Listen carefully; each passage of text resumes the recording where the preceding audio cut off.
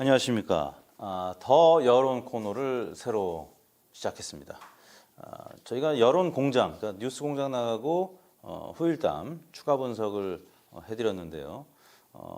또 제가 개인적으로 YTN의 더 뉴스 월요일 날 오후 한 2, 3시경부터 시작하는 프로그램에 한 3시쯤 고정 출연을 하고 있습니다. 그래서 이 방송이 끝나고 나서 추가 분석해드리는 코너 더 뉴스의 더 여론, 그러니까 제목을 더 여론으로 오늘 첫 시간을 맡게 됐습니다. 그래서 이번 주부터는 더 여론은 저 혼자, 그리고 여론 공장은 김주영 이사가 단독 진행을 하기로 했습니다.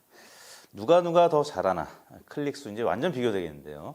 물론 이제 구라미터 제거기 같은 경우는 근데 같이 하니까 뭐 상관이 없는데 저를 많이 밀어주십시오. 자, 오늘 강진원 앵커, 그다음에 박상현 앵커, 이 두 앵커 정말 잘합니다. YTN에 한 2시부터 한 5시까지 보통 진행을 하는데요. 이 두 분이 제가 봤을 때 다른 앵커분들 다 잘하시지만 별로 NG가 없어요. 생방송이니까 NG가 당연히 이제 없어야 되는데 중간중간 제가 이렇게 보면 가끔 뭐 말도 더듬거나, 근데 이 강진원 앵커 같은 경우는 이제 기자 출신이고 기자를 지금 현재 하고 있는데 정말 진행을 잘합니다. 자, 보통은 이제 월요일 날 이제 3시에 출연이면은 아침 한 10시, 11시부터 질문지가 옵니다. 그러면 요즘에 저는 윤희웅 오피니언 라이브 센터장이랑 같이 나가고 있는데요. 한 1년 전까지는 박시영 민주코리아 대표랑 나갔는데 박시영 대표가 월요일 날 방송이 또 KBS 더 라이브인가요? 거기 또 나가다 보니까 좀 너무 바쁘다. 좀 살려달라 그래가지고 윤희웅 센터장이 대신 나가고 있습니다. 보통 11시쯤에 질문지가 옵니다. 그러면은 그 주의 현안 조사, 그러니까 지난주 금요일 날 저희가 조사를 해놓고요. 월요일 날 오후에 아침에 YTN에 나가고 이제 해설을 제가 오후 3시쯤 나가서 하는데 오늘 이슈는 뭐냐면 라임 옵티머스 이 수사 방안과 관련해서 국민들의 여론을 물어봤습니다. 질문은 이랬습니다. 라임 옵티머스 사태, 검사 비위 의혹 등과 관련해서 선생님께서는 다음 두 의견 중 어디에 더 공감하십니까? 첫 번째는 특검을 추진해야 한다. 국민의힘 입장이죠. 두 번째, 민주당에서 주장하는 방안입니다. 공수처 출범을 서둘러야 한다. 뭐 이렇게 가다가는 11월 달에 공수처가 지금 출범할 수 있겠느냐. 뭐 이런 상황까지 지금 놓여지고 있는데 지금 이 두 방안 관련해서는 여러분들 뉴스 보셨겠지만 오차 범위 내에서 특검 추진 의견이 조금 더 높게 나타났습니다. 당연히 리얼미터에서는 조사를 특검 또 공수처 랜덤하게 50%씩 배분해서 불러줬습니다. 질문 첫 번째는 뭐였냐면 이 조사 결과를 분석해달라 이렇게 왔습니다. 보통 이제 특검 찬반 또 공수처 찬반 이렇게 물어보던 과거 조사는 있었습니다. 리얼미터가 뭐 공수처가 이제 도입된 뭐 올 초에 뭐 혹은 뭐 작년에 뭐 추진하는 과정에서 조사했을 때 공수처 찬반은 뭐 60% 가량이 찬성을 했었고요. 특검은 사안에 따라 다릅니다. 뭐 어떤 사안에 대해서 특검을 하느냐에 따라서 어떤 거는 뭐 60% 넘어가기도 하고 어떤 거는 40%대 머물기도 하는데 보통은 이제 특검 추진이나 공수처 뭐 출범 뭐 관련해서는 아무튼 50% 전후한 결과들이 나왔죠. 근데 이번에는 아예 두 방안에 대해서 맞짱을 붙여본 겁니다. 근데 말씀드린 대로 국민의힘은 특검 추진, 민주당은 공수처 출범에 방점을 두고 있죠. 오차 범위 내에서 두 사안이 팽팽한 가운데 특검 추진이 조금 더 높죠. 4.7%포인트 오차 범위 내에서 높습니다. 근데 이 조사를 저희가 금요일 날 했는데요. 지난 목요일 날 대검찰청 국감이 있었습니다. 윤석열 총장이 나왔는데 시청률이 어마어마했습니다. 왜냐하면 윤석열 총장이 대선 후보로서 보수 진영에서 지금 1위를 달리고 있습니다. 그래서 대검 국감이었는데 마치 윤석열 총장의 출사표를 보는 그런 청문회장이 아니었나 이런 생각이 들 정도였고요. 야당의 시간이 아니라 윤석열의 시간인 국감이었다 이런 얘기까지 나오고 있습니다. 민주당에서는 신동훈 최고위원이 윤석열 총장이 나오니까 땡큐다. 이 과거에 황교안이 나와서 땡큐다라고 해도 황나땡에 이어서 두 번째 또 코멘트까지 했는데요. 자, 그러다 보니까 이 특검 공수처 막 팽팽한데 지난 금요일 날 잠시 소개해드리겠습니다만 당청 지지율이 대검 국감 다음 날 좀 출렁거렸습니다. 약간 빠졌습니다. 2% 내지 3%포인트.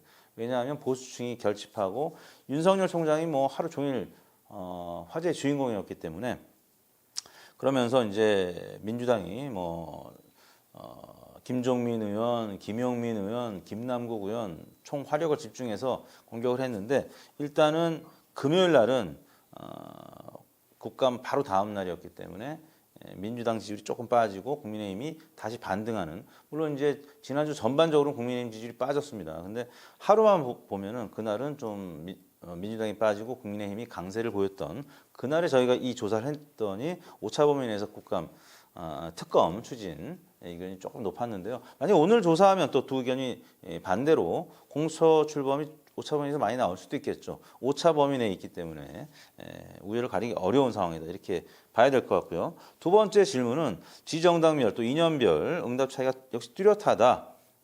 또 특히 무당층에서는 잘 모르 응답이 30%를 훌쩍 넘겼다, 이런 질문이 있었는데요.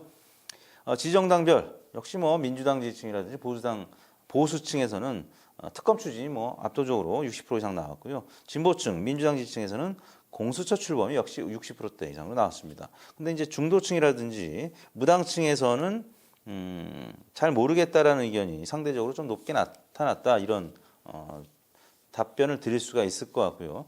연령대별, 지역별 이런 질문도 있었는데 이제 3, 40대는 이제 공수처가 많고 60대에서는 특검 의견이 많은데 20대가 특검 의견이 좀 많았습니다. 근데 20대를 봤더니 이번 주에 3, 40대에 비해서 무당층이 2배가량 또 많았고요. 그러니까 정치 관여도가 떨어지면은 잘 모르겠다라는 의견이 많고 또 특검 의견이 상대적으로 높고 공수처 의견이 조금 낮은 편으로 그렇게 나타났습니다.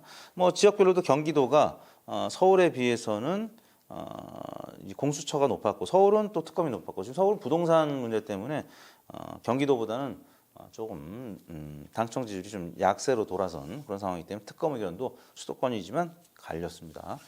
자, 그러면서 이제 이 조사와 관련해서 마지막으로 이 대검찰청 앞에 윤석열 총장 응원한 화환이 엄청나게, 결혼식도 아닌데 많았습니다. 이게 결국 이른바 여권대 윤 총장의 정치적 대립구도 분명해지는 양상으로 봐야 됩니까? 이런 질문이 있었는데요.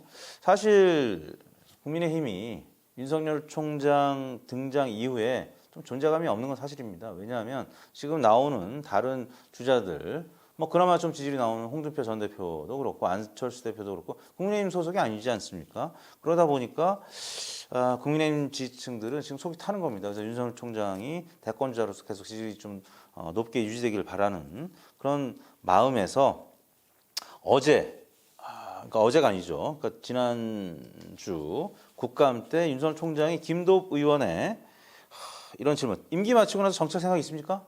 라고 물어봤더니 작년 7월 인사청문회 때는 정치의 소질도 없고 정치할 생각도 없다, 이렇게 말했는데요. 지난주 목요일 날 국감 때는 국민들을 위해서 어떻게 봉사할지 그런 방법을 좀 천천히 퇴임하고 나서 한번 생각해 보겠습니다, 이렇게 얘기를 했습니다. 시인도 안 했지만 부인도 안 하는 NCND, 이거는 사실 정치권에서는 시인으로 보거든요. 그러면은 열린 마음으로 정치할 수 있다라는 얘기이기 때문에 홍준표 전 대표가 가만히 있을 수 없죠. SNS에 올린 글 같은데 잘 모시겠다, 빨리 그만두고 나와라, 이런 얘기를 했습니다. 그 얘기는 뭐냐면, 제가 오늘 아침에 또 8시에 뉴스공장에 또 격주로 소환이 되고 있는데 나가서 이제 그 얘기도 했습니다.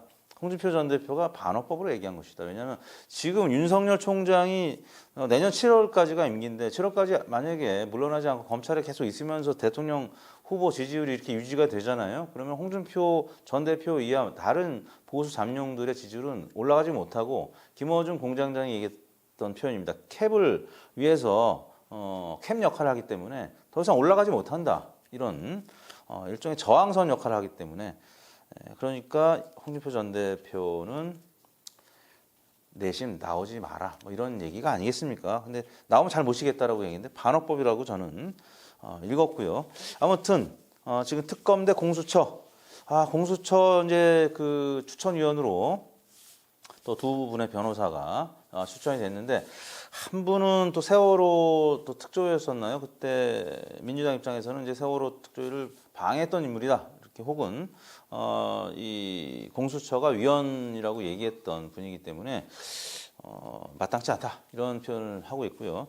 또 한 분 변호사는 이제 대검 차장 출신 변호사인데 저는 개인적으로 이분 한번 뵌 적이 있습니다.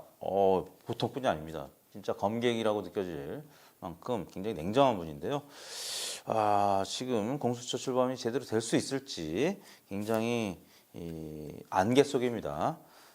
지금 라임 옵티머스 사태 과연 특검으로 갈 수 있을지 지금 국민의힘이 그렇게 원하지만 일단 의원 정족수가 훨씬 모자라기 때문에 특검은 쉽지 않아 보인다라고 생각이 들고요.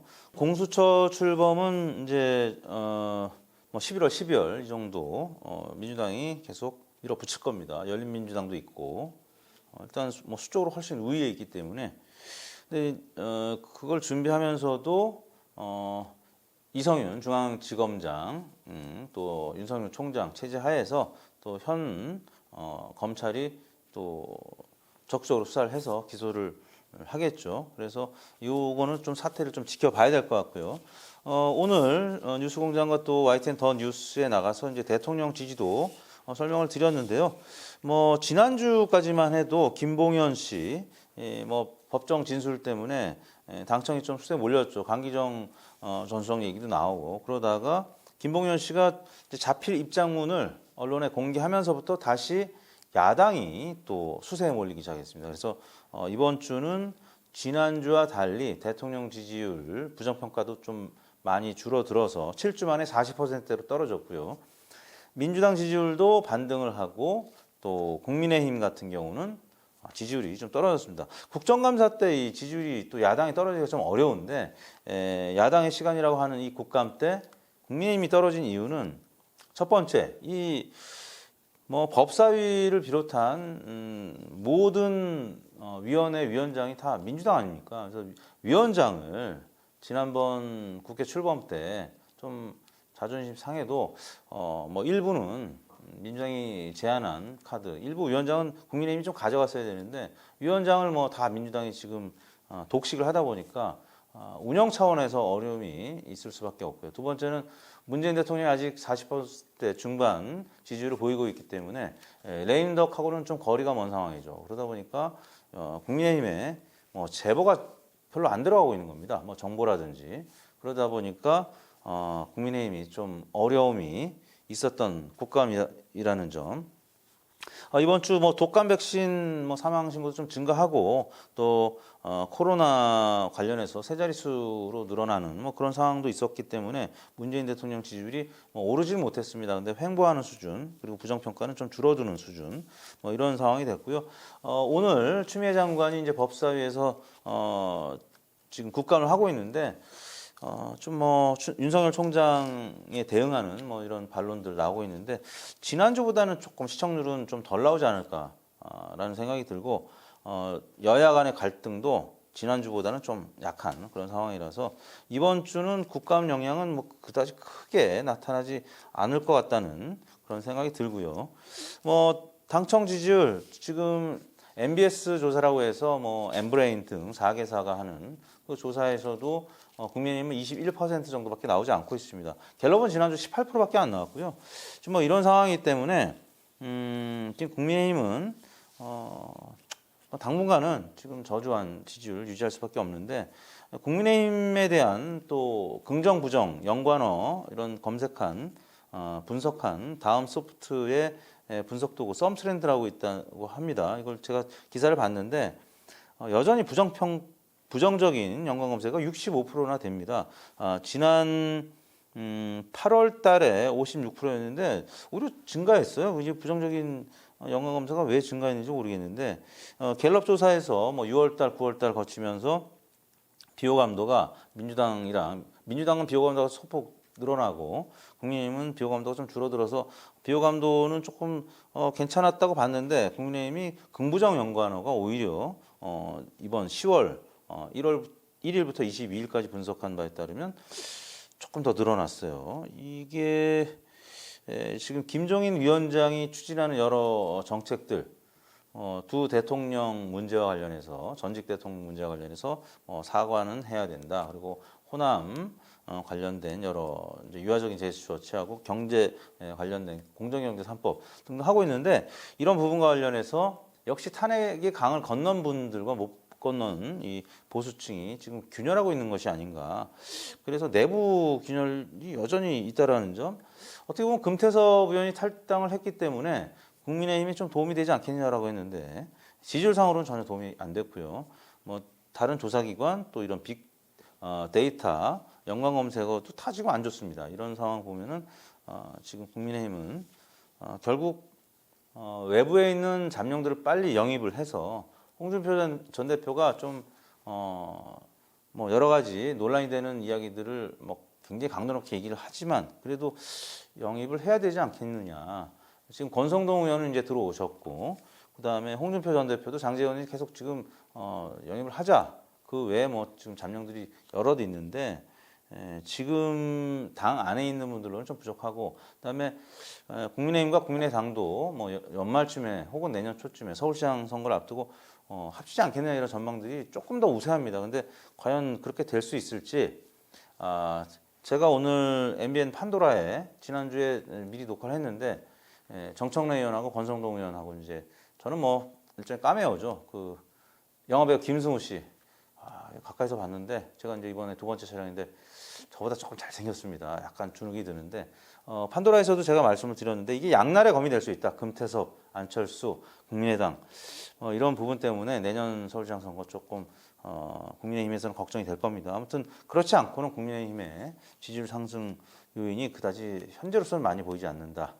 이런 상황입니다. 오늘 아침에 이제 뉴스공장 다녀온 다음에 YTN 더 뉴스 다녀와서 오늘 더 여론 첫 코너를 여러분들에게 선사를 했는데요. 사실 김주영 이사랑 이제 그동안에 프로그램을 같이 진행을 많이 했는데 두 사람이 시간 맞추기가 일단 어렵습니다. 그래서 단독으로 이렇게 하다 보니까 조금 더 옆 사람 눈치 안 보고 저도 그렇고 김주영 이사도 편하게 방송할 수 있지 않을까 싶은데 저를 조금 더 밀어주십시오. 제가 조회수가 김사보다 떨어지면 제 자존심이 어떻게 되겠습니까?